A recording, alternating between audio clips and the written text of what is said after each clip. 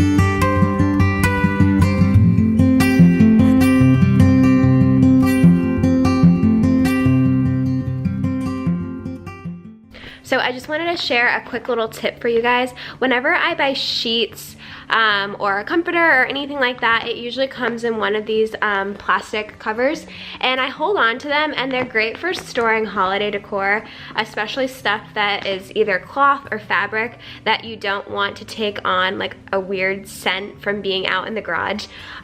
So I just put these pumpkins that I really like in this plastic zip up that I got when I bought sheets. So yeah, this is super nice. It keeps them all together as well, so they don't go like all over the place. And then I just store them in my plastic bin. So little tip for you guys.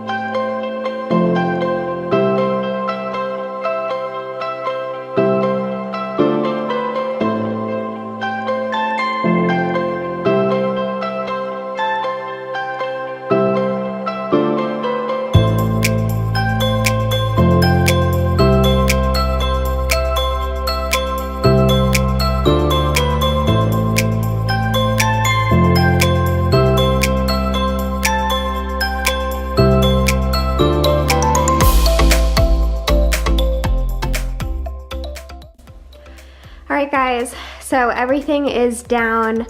The house feels so naked. I always get a little bit sad taking down decorations because I get so used to them.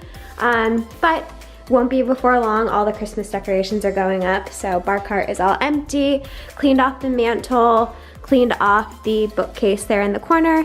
I am going to keep the pillows here momentarily. I'm thinking about getting pillowcase covers for these buffalo check ones because they do have a zipper.